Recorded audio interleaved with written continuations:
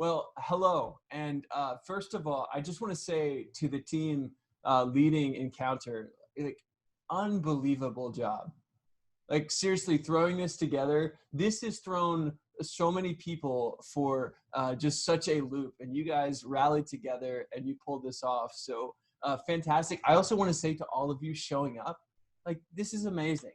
I can't imagine what this would have looked like 25 years ago, but about 2 weeks ago, I basically transitioned from being a pastor of a local church to being a vlogger. And I'm not exactly enjoying that transition. In my Instagram ads now, I get things like ring lights and like things like HD makeup, which is very, I'm not sure how to feel about that. But we started a church a little under a year ago in Princeton, and some of the people that attend Encounter and TCNJ are a part of our community. And we started a church to be a church that shows up for one another. And so this has been a strange time. And what I want to do tonight is just to tell you a story that maybe frames all of this strangeness. And it also hopefully allows you to do some business with your own emotions. And so the question I want to ask you tonight as we begin is, where are you looking for hope? And perhaps, unlike any other time in our lives collectively, we could all almost answer that question the same way. Is that we're looking for hope. We want this virus to subside. We want things to get back to the way that they were. And so there's this collective angst that we all feel, but I also want to invite you tonight. Where are you looking for hope in your life? Where does everything that has happened intersect with your life? This evening, we're going to be looking at a story that seems quite hopeless, but it changes course, and it changes the whole culture of the situation because of what Jesus does when he shows up. So I'm going to invite you, if you have a Bible, turn over to John chapter 11, and we're going to be reading from there. So we'll start in verse 17. So it says, when Jesus arrived, he found that Lazarus had already been in the tomb for 4 days. Now, Jesus was away from Bethany, where Lazarus lives. And he got word a couple days ago that Lazarus, his dear friend, the text says the one that he loved, is sick and needs Jesus to come. Jesus had attained fame as a healer. And so when they saw the situation was getting dire, they sent for Jesus. And Jesus shows up on the scene. And by the time that he shows up, Lazarus isn't just sick, but there's a days-long funeral going on.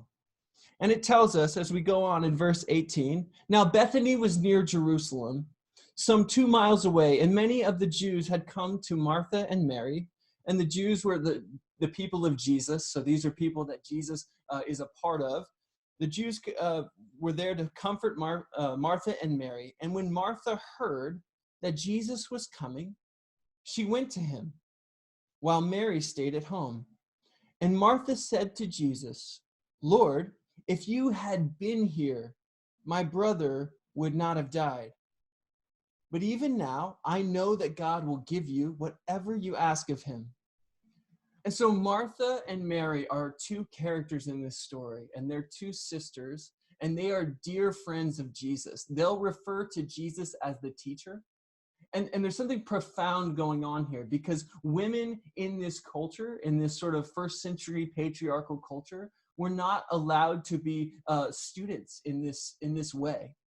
They weren't allowed to be under a rabbi, and yet Jesus, because of the way that he is honoring women, and because of the way that he is lifting them up, has brought Martha and Mary into his teaching. He's brought them under his wing. And so Martha hears that Jesus is coming, and she goes out to him, and she says, Lord, if you would have been here, my brother would not have died. And friends, tonight, I wonder how many of us are just kind of dealing with that angst of just, God, where are you? What are you doing in the midst of all of this? Are you seeing the stuff that's going on? And Martha, it says, is able to go out to Jesus, but it also tells us another detail, that Mary stays at home. Now, Martha says, she says, Lord, if you would have been here, my brother would not have died. And so Martha expresses this belief and this trust in the power of God. She says, even now, I know he will give you whatever you ask. And so Martha's trust and her faith are in the right place. She's got such belief in Jesus that he can do things that are beyond her understanding or imagination. But still, it would seem that she sort of draws a line at the grave. Once Lazarus crossed that threshold from life to death, she says, if you would have been here, then things could have been different. But now things are the way they are. And notice what Jesus says to her. He says in verse 25, as she says, I know that whatever you ask for, God will give you. He says, I am the resurrection and the life. Those who believe in me, even though they die, will live. And everyone who lives and believes in me will never die. And so in Martha's mind, the situation is what it is. And then Jesus comes into that situation and he says, I am. And friends, tonight, I am is always greater than it is what it is. And so this evening, we see that Martha comes out to Jesus, and she kind of brings her half-hearted hopes to Jesus that perhaps something could have been different had Jesus showed up. And Jesus responds with his very name. This is the same name that God gave to Moses when he showed up in a burning bush several hundred years before. And then Jesus asks her a question that I think meets us all here tonight. Jesus says, I am the resurrection and the life. Those who believe in me will live even though they may die. And then he says to Martha, do you believe this? And I think tonight all of our hope and all of our faith is sort of being confronted with this question. Where do we draw the lines? Where do we think this virus thing has happened in such a way? Like, I hope that I hope they can make a vaccine in time, or I hope that it's just not as bad as they say it's going to be. And I think Jesus is coming to us in the middle of the situation and inviting us to surrender our limited imaginations and to say, perhaps, do you believe this? Do you believe that God could be working a different thing, a bigger thing than maybe you had previously imagined? And look at what Martha says. She says, yes, Lord, I believe that you are the Messiah, the Son of God, the one coming into the world. And as we'll see as the story transpires, because Martha is going to be reintroduced in just a couple of moments, we'll see that Martha, she says the right things, but she's still going to have to be stretched to put into practice what she's saying with her words she believes. And friends, what I want to invite you just first of all to see tonight is our hope is not an idea. Our hope is not just this blind optimism or kind of vague, it'll all work out in the end. Our hope is in a person, in Jesus himself, in the one who is, the one who was and is to come. And as Jesus encounters Martha in this text, he's inviting her to expand, to surrender some of her preconceived notions about God. And this moment that we are all in, friends, I want to say it is unprecedented. I've been alive for 35 years, so longer than most of you. But we could be talking to somebody much older than me, and they would say, I don't know if I've seen a moment like this. And so if you're feeling like you're having to lay some things down and sort of lay down some understandings of the way you thought the world was or what you thought God might be doing, this is happening to all of us. And so, friends, tonight, I just want to simply invite you, first of all, to maybe surrender some of your preconceived notions about what God might be doing in the world and how he is working. Eugene Peterson says that hope is imagination in the harness of faith. And Jesus' interaction with Martha is pointing the way towards this sort of faith. God, in the midst of all of this, may be doing something beyond what we can understand at this moment. Now, Martha, when she heard Jesus was coming, she went out to meet with Jesus. Her hope needed expanding, but there is another sister here. It says that Mary stayed at home in verse 20. So in just a moment, we're going to see, why did Mary stay at home? Why did Martha go out to Jesus? And Mary, why did she stay behind? Well, friends, have you ever been so heartbroken, so overcome with grief that you just didn't even feel like you could get up? And this is where I think this meets us here tonight. Is for so many of us, some of you in here are seniors. You're not sure if there's going to be some sort of graduation ceremony where you get to be with the people that you've walked with for the last 4 years. For all of us, this all happens so quickly. There is something to be grieved here. And here's what I want to do, just pastorally tonight, is to give you space to do that. Is to give you freedom to do that it's okay to be upset. It's okay to feel like everything was going the way that you envisioned it, and then all of a sudden the rug was pulled out from under you.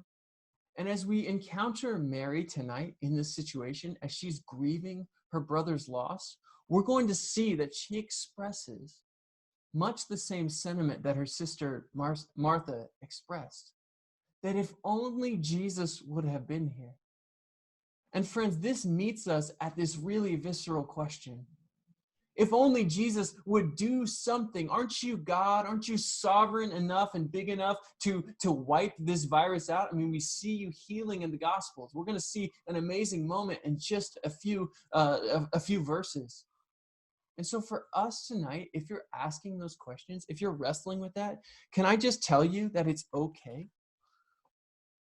Lazarus is in the grave, and Mary is just beside herself, overcome with grief. And so let's go on. Verse 28. When she had said this, that's Martha, she went back and called her sister Mary and told her privately, the teacher is here and is calling for you. Now, don't miss this moment in the story. Jesus is not upset with Mary that, unlike Martha, she couldn't be bothered to get up and to go to him. But Jesus tells Martha, go and get your sister Mary. I'm calling for her. He calls for her by name. And friends, tonight, wherever you are in your grieving, can I just help you see that Jesus is meeting you there? Even if, like, when we're talking about things like life and death, when it comes to this virus, there are very dire and real consequences that are going to be faced all over the world. And even if you feel like you're grieving something small, God is not stubborn with his grace. He's not somehow feeling like, oh, well, I have to save my love and my abundance for these big things over here. That's not the kind of God he is. He is abundant. He has more than enough at all times, and he cares for us. Peter tells us in 1 Peter 5, he says, cast all your anxieties and your cares upon him because he cares for you.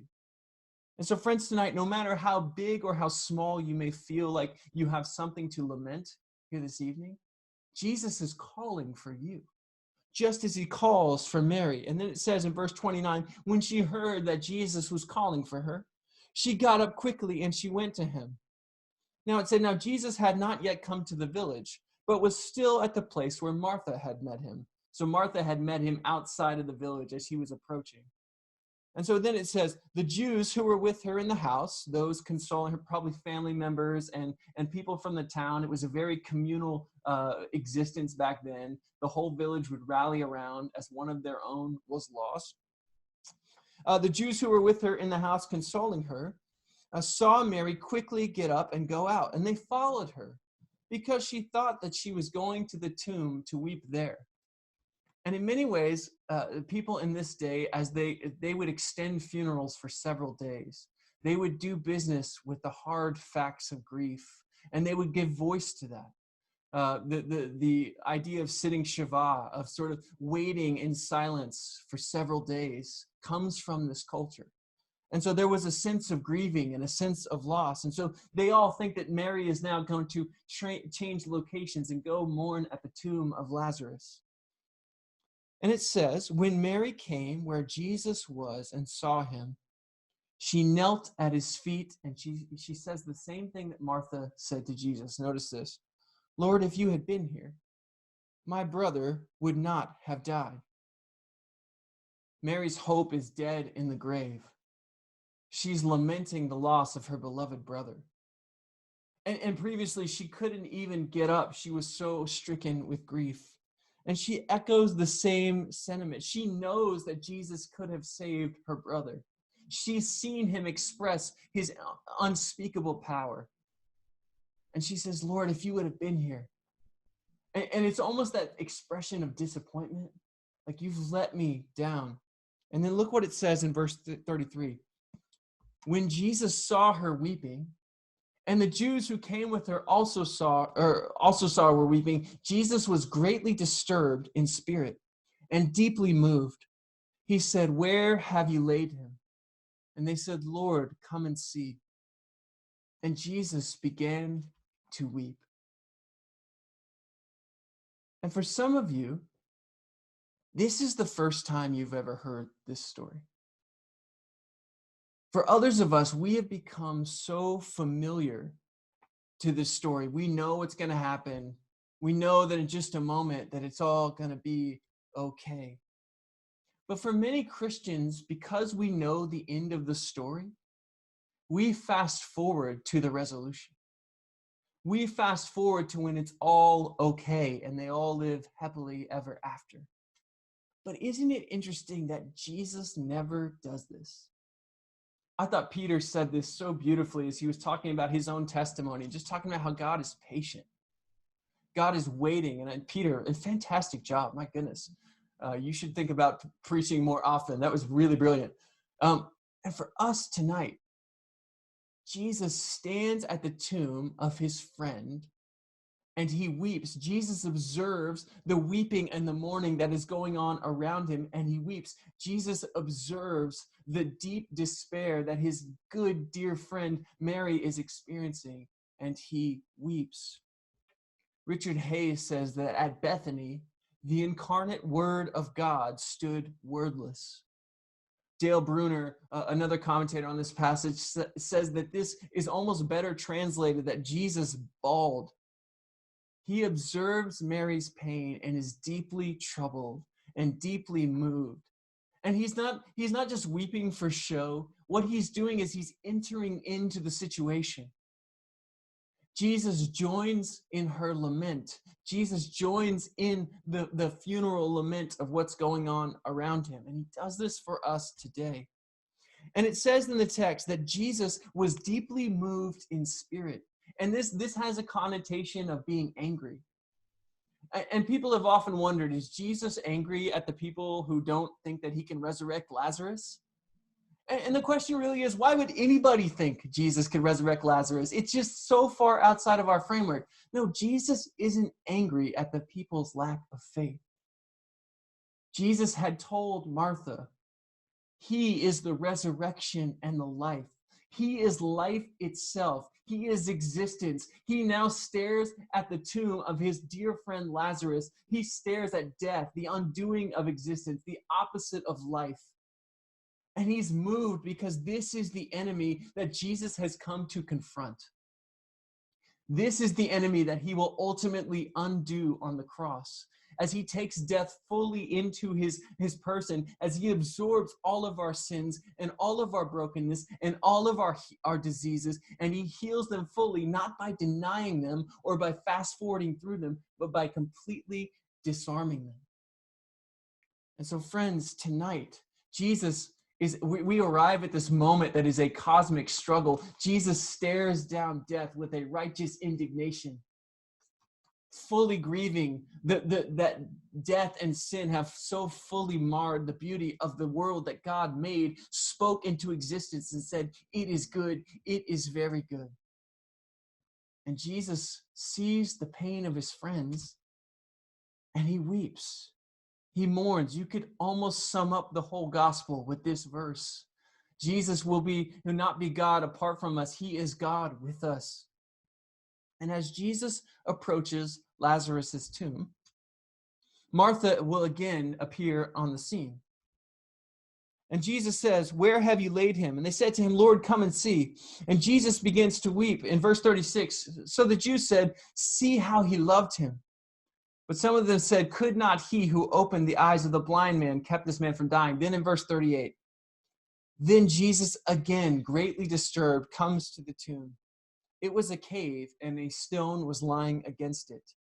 Martha, the sister of the dead man, said to him, Lord, already there is a stench because he had been 4 days. He had been dead 4 days. In the King James Version, I think it says he stinketh. So this guy's been in the grave for several days now, and there's starting to be a smell. Martha's like, you do not want to go in there. And Jesus turns to Martha and he says, did I not tell you that if you believed in me, you would see the glory of God? And he looks up to heaven and he says, Father, I thank you for having heard me. I know that you always hear me, but I have said this for the sake of the crowd standing here, so that they may believe that you sent me. And when he said this, he cried with a loud voice of hope, a loud voice of joining in the suffering of all of creation. And he cries to Lazarus, Lazarus, come out. And the dead man emerges. The stone is rolled away, and Lazarus comes out, and Jesus says, unbind him and let him go. And friends, it's an incredible story. And it's especially an incredible story as we pace ourselves through it. If you've heard that story before, you know that Lazarus is going to make it out alive. But there's something about entering into the story and allowing ourselves to be identified with the characters and taking it at the pace that John, the author here, is wanting us to go at. What an incredible moment. Jesus immersing himself in the pain and suffering and being overcome by it, but not being so overcome that he is powerless in the face of it, out of his deep anguish, out of his deep sorrow, and ultimately out of his deep love. He calls to us today to come out. And friends, it's an incredible, incredible story. So just a couple of things I want to just kind of rehash really quickly. First of all, Martha needs a resurrection of her imagination. She's like, Lord, if you'd have been here, it would have been okay, but you weren't, and now I guess it is what it is. But Jesus doesn't reprimand her. He just invites her on a journey. Jesus is saying, come and see what might happen if you were to fully put your trust in me. And Jesus is slowly bringing her along.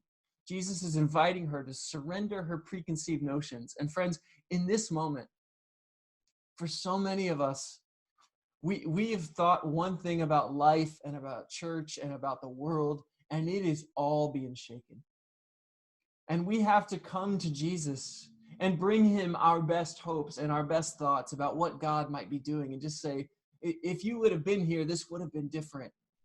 And perhaps as we bring those thoughts and experiences to Jesus, perhaps he's inviting us to a journey and say, did I not tell you that if you believed, you would see the glory of God? There's another beautiful thing that goes on here that I think is so powerful for us in this moment. Notice who brings Mary to Jesus. Martha is sent to Mary to proclaim this beautiful gospel in this moment, that the teacher, that Jesus is calling for her. And friends, in some way, I want to challenge you and encourage you. I don't know why all this stuff is happening, and anybody who says they does, I don't fully trust. But what I would say to you is that there is a world around us being shaken. There is a world around us asking questions, perhaps, that they've never asked before. There is a world around us that, much like Mary, is grieving, and they're not really sure what to do with that grief. And Jesus sends Martha as sort of the preacher of the gospel, the one to proclaim that the teacher is here and he's calling for you. And I want to challenge you, friends. This is a moment that you will look back on for the rest of your life, however long this virus transpires, however long, whatever shape this gives to our culture going forward. This will be the thing that we tell our grandkids about. What did you do during the coronavirus? How did you guys respond? And so, friends, I want to just challenge you as young people, as people who are called by God to be leaders, as people being somehow, like in some ways, thrust into a new era of the church, to lead, to be people who deal in hope. Martha, she goes to her sister Mary, who's overcome with grief and doesn't even know what to do next. And she says, the teacher is calling for you. And friends, that is our testimony. That is the thing that we have to offer the world. And we have to surrender, perhaps surrender what we want other people to think about us, or surrender our not having it all figured out and just say, Lord, I'm going to trust you, that as I proclaim, this is who Jesus is, this is what he's done for me, that is going to make a profound difference in the life of others. And so I want to challenge you and just direct you to be people who are willing to say, the teacher is calling for you, to your friends, to those in your community, in your online classes, and as you connect with people. Be people who deal in hope. This is our call as the people of God. And the last thing, and this is where this talk really centers in on surrendering, is we are all Lazarus. Friends, what choice do we have right now other than to surrender? Like, we've literally been grounded. We've been sequestered to our houses. It's the weirdest thing I've ever experienced in my life. Like right now, I am surrounded by my kids' toys in my basement. That's where I'm talking to you from. It is the strangest thing. But God, in some way, is going to take this moment where we've all had to pull back, and he's going to show us just how much freedom and how much beauty there is in relying upon him. Now, I don't think God throws these sort of cataclysms and says, okay, like, figure it out. Like, now the world needs to be completely overthrown. But in the midst of it, as we see throughout the course of the library of Scripture, is that when horrible things happen, whether they be sort of natural disasters or human-made disasters, it says in Genesis 50 that what the enemy means for evil, God is taking and he is using for good. And this is the ultimate story of the cross. That as Jesus absorbs and takes all the weight of sin that has persisted throughout the course of history, and he takes it and centers it all upon this one moment on a hill outside of Calvary, he undoes death and sin. He resurrects our lives and offers us a new and living hope and extends his presence everywhere in the world. And it's so incredible even right now. Like, as we've been praying and singing, like, even though we're not together, I just sense that God is meeting us in all the disparate places that we are gathered here this evening. And so, friends, you don't really have a choice but to surrender. But here's the beauty in that. When we're like Lazarus and dead in the grave and without hope, and it's dark and we're not, we're really without any sort of future, that is where the voice of Jesus breaks through. And just as he called the dawn to be at the very outset of creation, he calls our names, the names of his friends, the names that he just recently was weeping over. Now he calls to us by name and he says to us, come out. And so, friends, I don't know where you are tonight. I don't know if this virus is just number 45 on the list of things you're worried about. If you're already dealing with enough of your own personal stuff and the messes you've made, or just the experience of being back at home is not ideal for you, I don't know where you're coming from. But what I have to offer you tonight is simply this truth, that Jesus himself is calling for you. No matter how deeply you think you've dug your own grave, no matter how deeply you think that you have blown it, the teacher is here, and he is calling you by name. He is joining you in your grief, and he is expanding what we would ever think that God could do in the world. The teacher is here. He is calling your name. Let us pray together. Wherever you are, let us lift up this name.